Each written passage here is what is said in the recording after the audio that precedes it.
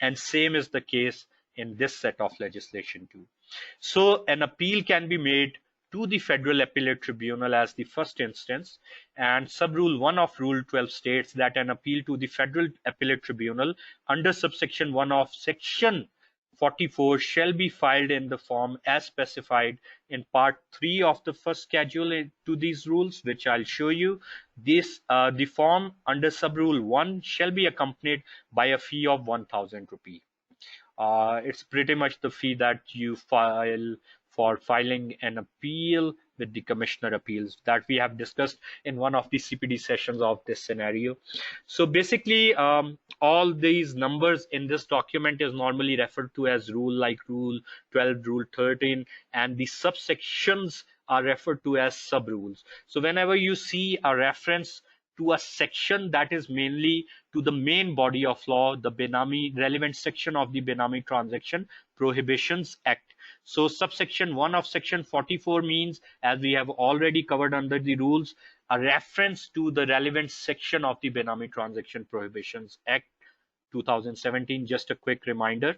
Anyway, sub-rule 3 of Rule 12, the form under sub-rule 1 shall set forth concisely and under distinct head the grounds of objections to the order appealed against, and such grounds shall be numbered consecutively and shall specify the address of service at which the notice or other processes of the Federal Appellate Tribunal may be served upon, basically the correspondence address on the appellant and the date on which the order appealed against was served on the appellant, where the appeal is preferred after expiry of a period of 45 days referred to in subsection 1 of section 44. It shall be accompanied by a petition in quadruplicate, 4 copies, duly verified and supported by the documents, if any, relied upon by the appellant, showing cause as to how the appellant had been prevented from preferring the appeal within the period of 45 days. Now, before we go through the terms and conditions of the service of the chairperson and members of the appellate tribunal, I think this is the right time to actually show you these relevant forms. So have a look now. First schedule, part 1. This is how the officer would maintain the record of the management of the confiscated property register. So they'll put an order number, date of receipt of property, description of the property, if it's movable, the quantity, amount and estimated value, name and address of the Benamidar and beneficial owner if his identity is known, name and address of the treasury or bank where the properties are deposited for safe custody, date and time of deposit of confiscated properties in the treasury or bank, receipt number with the date of receipt obtained from the treasury or bank, remarks of the administrator, signature and name with date and seal. And that was for movable property. What if they have retained some, they have confiscated some immovable property? It's pretty much same. There are some minute differences depending on due to the nature of the property being immovable. So there would again be the order number. Order mean the relevant order that was issued to confiscate the property. The date of receipt of properties, description of properties. So in case of land, the area, survey number, plot number, location and complete address. In case of a building, the house number, location and complete address, name and address of the Benamidar and beneficial owner if his identity is known, and then remarks of the administrator followed by his signature, name, date and seal. And the seal would also come in the register for movable property. And now we will discuss how the appeal is lodged, the form of appeal to the Federal Appellate Tribunal. And after this, I'll take a quick Q&A break. So now is the time to start writing your questions if you have any in the Q&A section, in the questions section that you have in your panel for the webinar. So part 3 under Rule 12 sub-rule 1, we have the form of appeal to the Federal Appellate Tribunal. It states under section 44 of the Benami Transaction Prohibition Act 2017, obviously you'll be filing an appeal under that. From mention the name and address of the appellant here, and it would be addressed to the registrar of the Federal Appellate Tribunal. And then you'll have the address of the Federal Appellate Tribunal. The above named appellant hereby prefers his appeal under section 44 of the Benami Transaction Prohibitions Act 2017. Against, you have to mention the order number and its date. Passed by the adjudicating authority, the name, address of the adjudicating authority. Normally their designation address is sufficient, but enter the name if you have, under the said act on the following facts and ground. And then for facts, you'll mention the brief facts of the case. So practically there is not enough space, so you assign the paper as an enclosure detailing all the facts, and the copies of any annexures, the relevant documents to support the facts that you are mentioning. Similarly, you'll mention any grounds on which the appeal is preferred. Again, you can mention that on separate papers. Obviously, one would have detailed grounds if they are properly prepared, and you won't have enough space in the form. So mention them in the separate document and enclose that as an enclosure, and cross-reference in this section that the grounds are as per enclosed document X, of pages A to Z, whatever. And then it would mention the prayer that in light of what is stated above, the appellant prays for the following relief, and then the relief sought, specify the relief sought, and then the declaration that the fee payable for this appeal as mentioned in sub-rule 2 of the rule has been deposited in the form of demand draft with the registrar, Federal Appellate Tribunal. You'll put in the address, the signature of the appellant, you'll mention the receipt number and date, and the name of the appellant, and then you'll sign an oath that I, the appellant, do hereby declare the facts stated above are true to the best of my knowledge and belief. Mention the date on which they are verifying, sign, put their name, list the document as enclosure, mention the place where you are signing this and the date, and that's it.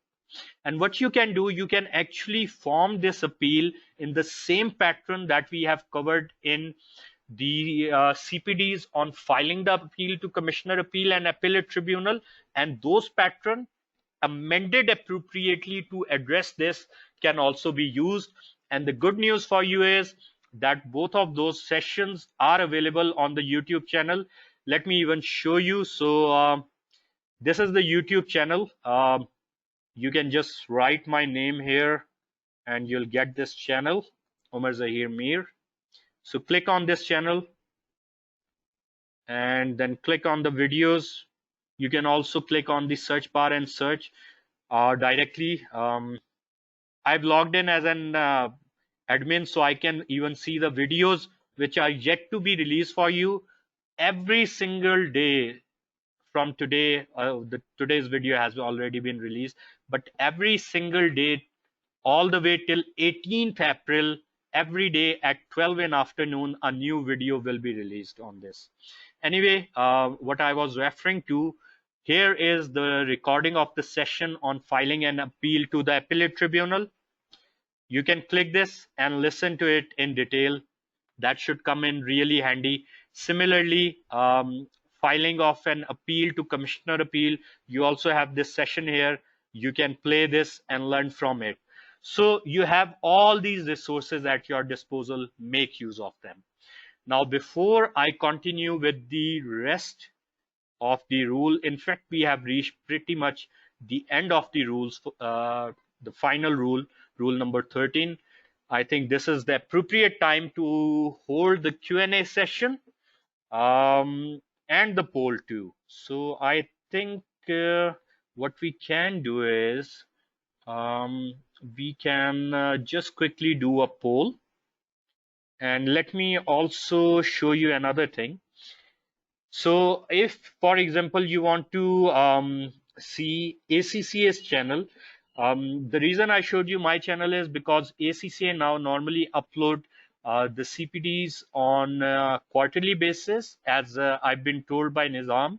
Correct me if I'm wrong, Nizam, and that is on the specific platform GoToWebinar. But we have ACCA Pakistan's channel here. You can also see this channel. You mostly now have the latest videos on brand recognition and development, but you do have a good collection of ACCA's webinar and past CPDs. These include my videos and videos of other trainers as well on different lectures. So you have one of my video appearing, one of other person's video appearing, but these are past videos. I think they mostly belong to 2017 or so. So you can also avail this as a resource too. Just a quick heads up to you guys. Anyway, let's quickly conduct a poll, and after the poll, we'll answer your questions. So you can keep typing in your questions if you haven't done so. Now that we have almost reached the end of the rules, the question that we should ask ourselves, and you as professionals should ask yourselves is, do you think that these Benami transaction prohibition rules 2019 adequately cover the practicalities of dealing with the Benami cases? If not, why not? And I will be taking some feedback from you. So do think while you are answering. Again, you have two options of yes and no, and your time starts now. And again, you'll have 2 minutes. All the best. Happy voting.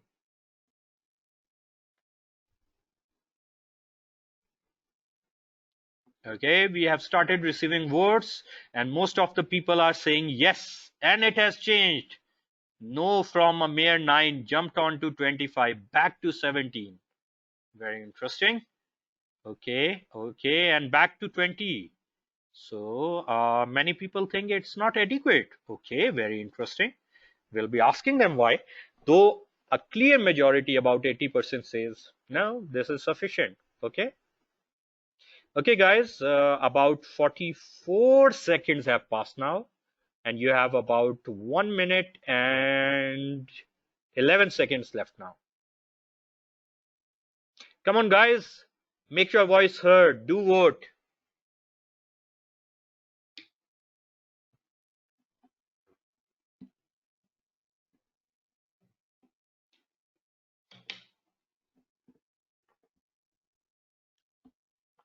While they are voting, Nizam, our next expected session is on which topic? Value proposition and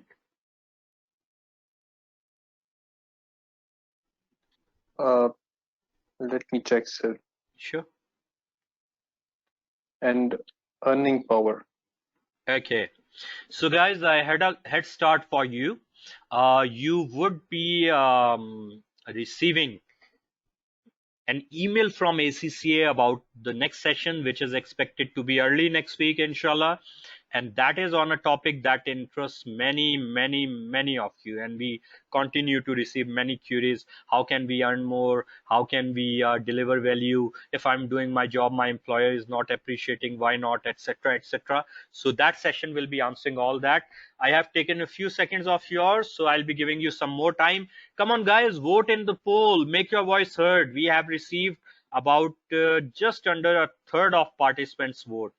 The time is limited. I won't be extending it much more, just 30 seconds more. So make your voice heard. Come on, guys. Do you think these rules are adequate or not?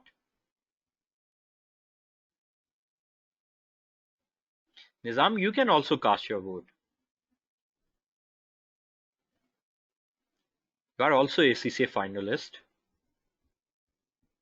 Organizers and panelists cannot vote. Can I show you a magic? Sure. Let me just make you vote. So what do you think? Are these adequate or not in your professional opinion? And the poll ends now. I think it does for now, but as president said, and for those not set, we'll for future we'll get more coverage in the act as soon as we move ahead. Nizam, So I feel I'm rubbing onto you. The nature of your answers are changing now. That's a good thing. A very professional answer. Okay, first of all, before I comment further, the result of the poll. 80% have voted that yes, we think that the Benami transaction prohibition rules 2019 are sufficient, are adequate to address the challenges. About 20% believe that no, these are not adequate. The thing is this, yes, these are adequate for now, but the challenge that we will face, this is a new law. This is still very much in infancy stages. It would develop, there would be case laws, and we can see that the law would develop. Thereby, the taxation authorities, by virtue of the powers vested by the federal government in line with whatever the parliament would pass, would be adding, deleting, or making other changes to these rules. I can foresee that. So I think the answers of both group that voted yes or no can be deemed correct in their own perspective. I had promised to take feedback from one participant on each side, so I have covered the crux. You won't be allowed to say what I said. You would have to tell me something additional, why you voted the way you voted. Can we just unmute any one person who voted yes, Nizam?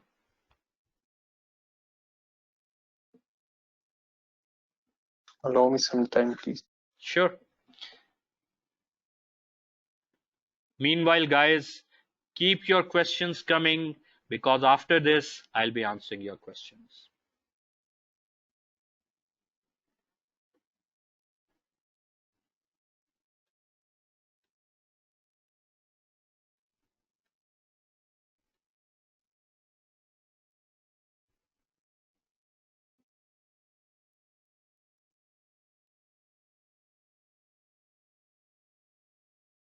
Okay, guys, I'm giving you about 1 minute while Nizam is searching to unmute our participants. You can type in the questions if you have any, and I'll be more than happy to answer them. And if we have no questions, then that one question that was left unanswered, I'll answer that. The one question that was not directly relevant to say so.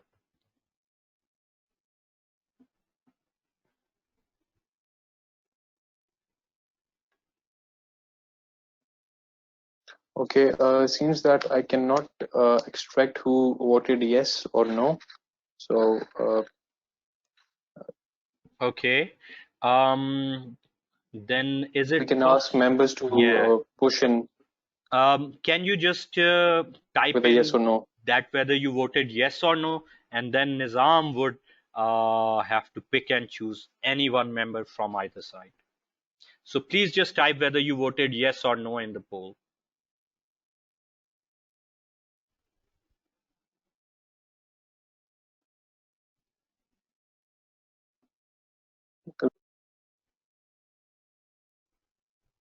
Okay. Yes, yes, yes. Okay, we need some people who voted no as well, please.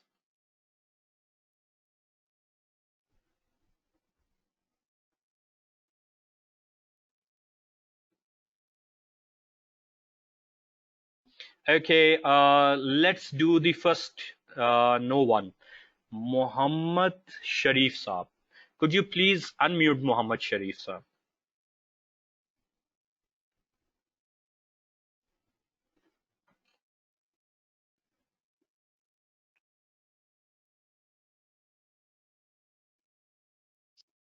He's unmuted. Assalamu alaikum, Sharif Saab. How are you? Walaikum salam, Sir Omer. I'm good. What about, and hope that you are fine as well. I'm very well, sir. Thank you. Where have you joined us today from? Which city? From Lahore. Fantastic. Are you staying at home or going to work?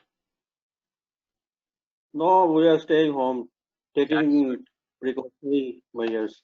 That's very good and wise of you, sir, and very responsible. So you voted no, and that means you don't believe these rules are adequate. You can't say what I said. In Yes. addition to that, why do you think these rules are not adequate? One thing I observed that the cost which will come in maintaining the property, especially the immovable one, who will be charged, who will eat that expense, and secondly, the estimation value which will be conducted only on part of the officer. There are major chances that it can be manipulated. So what are the checks and balances on that? Okay, that's That's a it. very, very good observation. What do you do, Sharif Saab? Well, I have 8 years experience in UAE, and MashaAllah. now I am in my company as a interior designing firm in Lahore, THA. Interior Because my design. brother is a interior designer, An accountant in so I interior am. designing. Wow. No, actually, I am I am heading the support Financial roles, side. basically the HR and the finance side. Okay. So he is the technical guy. Okay. So the partnership is there. Okay. That's fantastic. We wish you all the best, sir. Thank you for your feedback. Thank you.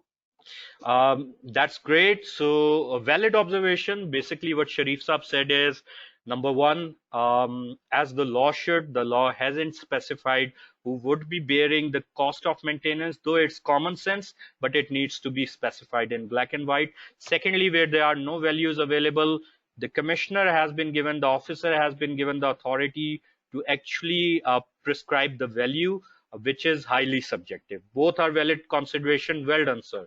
Now, can you, Nizam, now I will give you this right to choose anyone who has answered yes and kindly unmute them. For sure, sir. Okay, seems like the person I chose is not attentive, so I'll be selecting someone else. Um,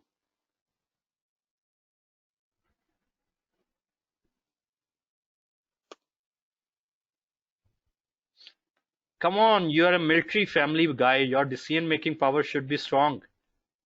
Quick. okay, so Zishan Majid, I'm unmuting you. Please unmute yourself as well.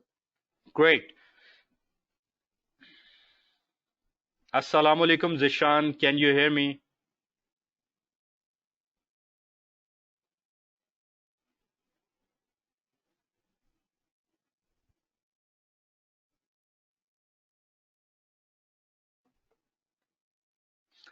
You are there, Zishan, so you need to unmute your mic.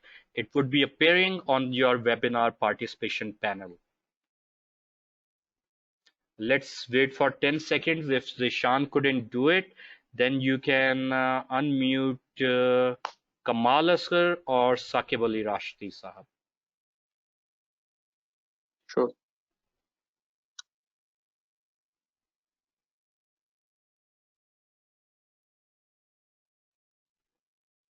Okay, let's do that.